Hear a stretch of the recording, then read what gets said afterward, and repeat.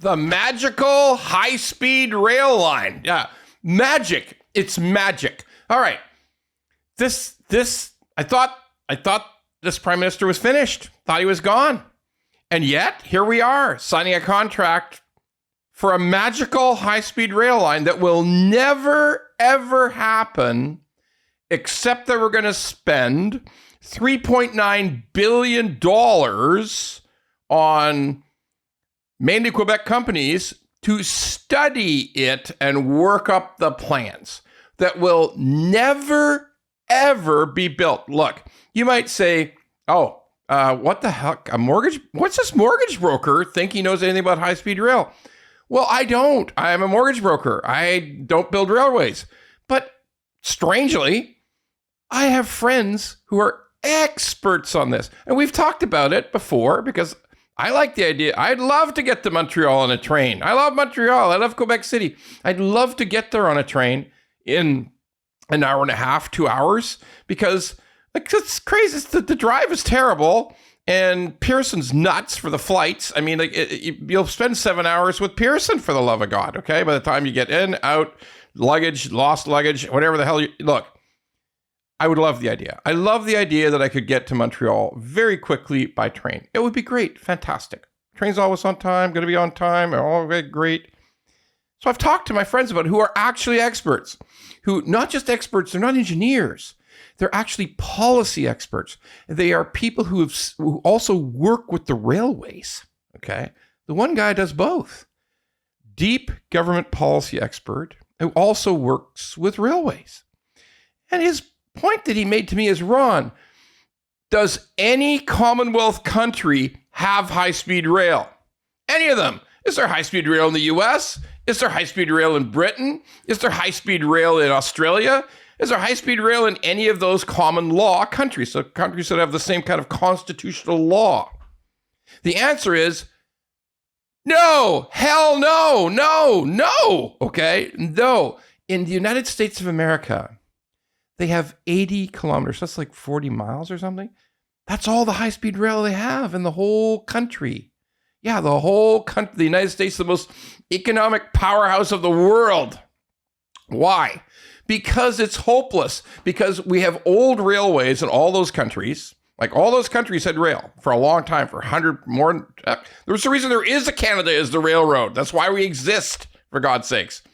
It's that old. 125 years, Britain, 200 some odd years. Like seriously, old. Railways are old.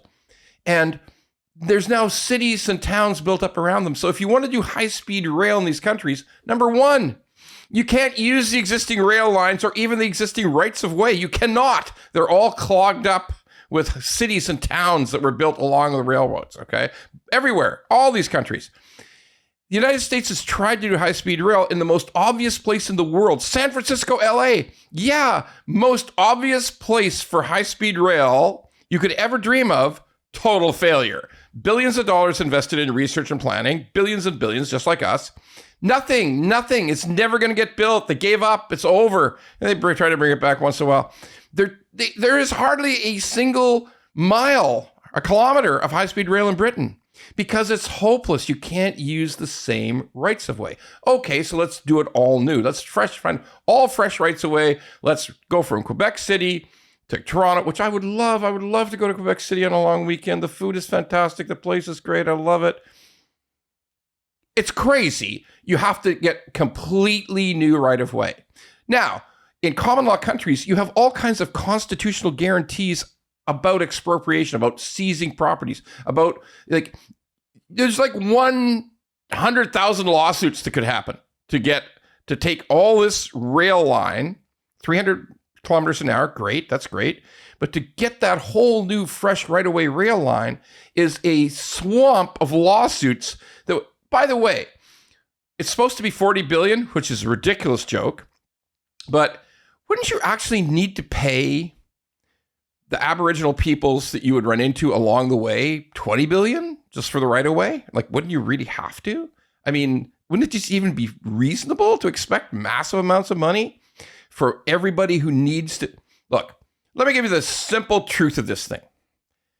It doesn't work in any common law country in the world, like all the countries that are based on British common law, there's no high-speed rail for all those different legal, philosophical, and historical reasons, okay? By the way, Japan, lots of high-speed rail. Japan has different laws. In Japan, when they want to have a right-of-way, when they say, yeah, we're going to run a high-speed rail to Osaka, wherever, yeah, all you people along the line, here's a check, get the fuck out. Get out. You're gone. You're just gone. Here. It's all in their laws. Their laws are different than ours. Here's a check and go. We're going to put a railway through your farm. Okay. That's it. That's how it works. Same way in France. France, they have the train de grande vitesse, which is their high-speed rail. They have different laws. They have a whole different law based on the Napoleonic Code that says, hey, here's a check, farmer. Get the fuck out. Okay. Get going. And it works for them. That's constitutional law. There's no appeal. We don't have that. It's hopeless. And by the way, when they're finished the 6 years and $4 billion of deciding whether it's possible or not, they will decide that either we can't do it or it's $250 billion at least. This is literally the dumbest thing I've ever heard. This is just, I don't know. I think Trudeau's rich, so I don't understand. Why does he need to give a bribe? Why? What's going on here? This is crazy. High-speed rail in Commonwealth countries, particularly this country, is crazy. It would be great. It would be fantastic. I'd love it. I'd love to go to Montreal so fast on a train. Fantastic. But it's never going to work. And every penny you spend on the planning and consultants is lighting money on fire.